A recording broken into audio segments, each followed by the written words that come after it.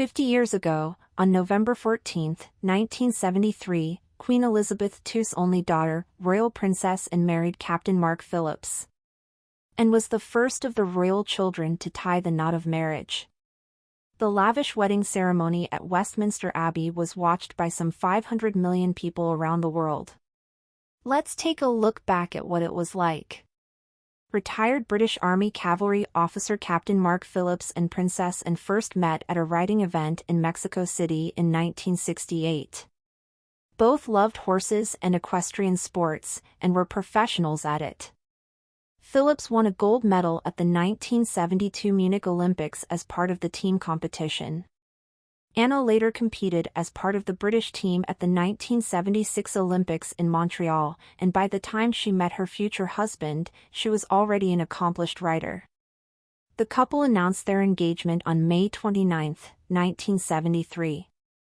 During the official photo call, the bride showed the press her engagement ring from Gerard. The design featured a round sapphire surrounded by two brilliant cut diamonds. The carat weight of the gems was never disclosed, but the stone was significantly smaller than the sapphire in Princess Diana's engagement ring, which is now worn by Princess Catherine of Wales. The bride's relatively modest jewelry was a reflection of the financial difficulties the country was going through and Anne's sporty lifestyle. During the interview, the couple were asked, "Do you think your marriage can withstand the enormous pressures of public duty and publicity?" The captain replied, "I think we've already endured a lot this year."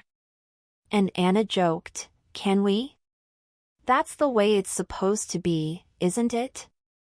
The royal princess followed in her mother's footsteps by deciding to get married in November. The date of the ceremony coincided with the birthday of Prince Charles, the bride's favorite older brother. And no one took offense. Given the very close and warm relations between brother and sister, to this day, it was taken more as a tribute to Charles. The wedding day of the royal princess was declared an official day off in the UK and Commonwealth countries. Huge crowds gathered on the streets of London. The BBC broadcast, watched by more than 27.5 million people in the UK and around 500 million worldwide. The bride arrived at Westminster Abbey in a glass state carriage accompanied by her father, Prince Philip. Queen Elizabeth, the Queen Mother, Prince Charles and Prince Andrew arrived in the Scottish state carriage. The bride's younger brother, Prince Edward, was her page.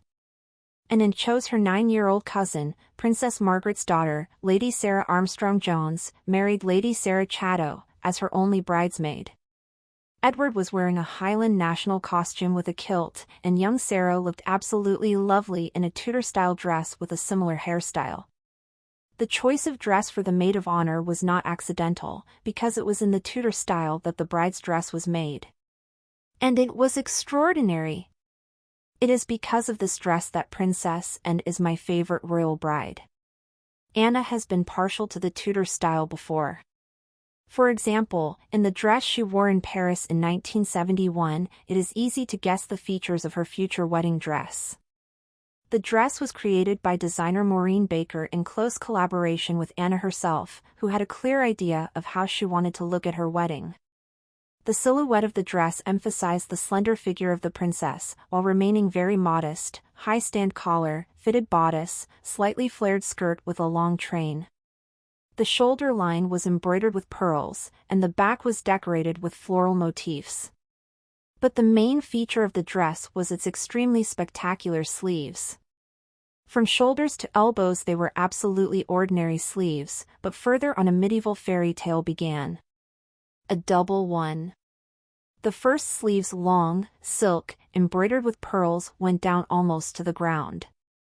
And the second of delicate silk chiffon were lush bouffants that covered Anna's wrists, and attracted everyone's attention when the princess raised her hand in greeting. This dress would become the most famous model of couturier Maureen Baker, who by then had already spent 30 years as chief designer at the firm of Susan Small.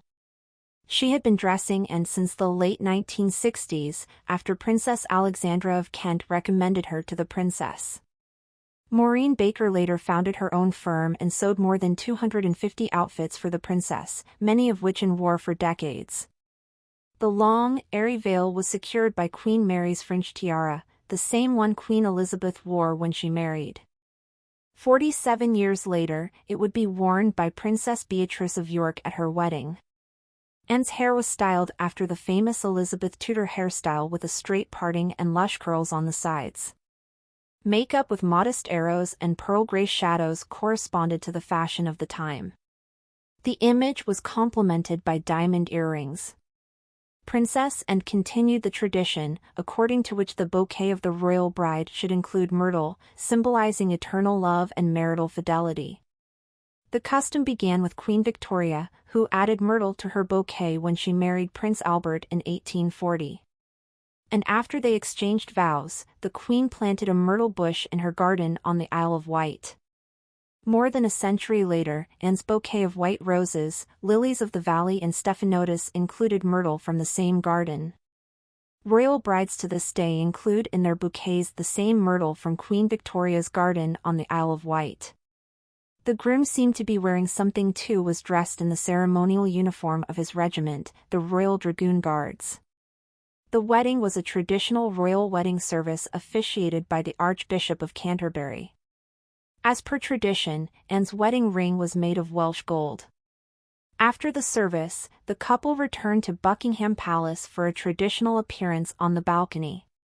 This was followed by a wedding dinner. Although in normal life and prefers simple food, guests were treated to an elaborate and sumptuous meal of lobster, partridges and mint ice cream. The wedding cake was as tall as Princess and 5 feet 6 inches. Made by the Royal Army Catering Service, it consisted of 5 hexagonal tiers. The cake was crowned with a statuette of a jockey girl taking the barrier. This was a tribute to the bride as a skilled horsewoman.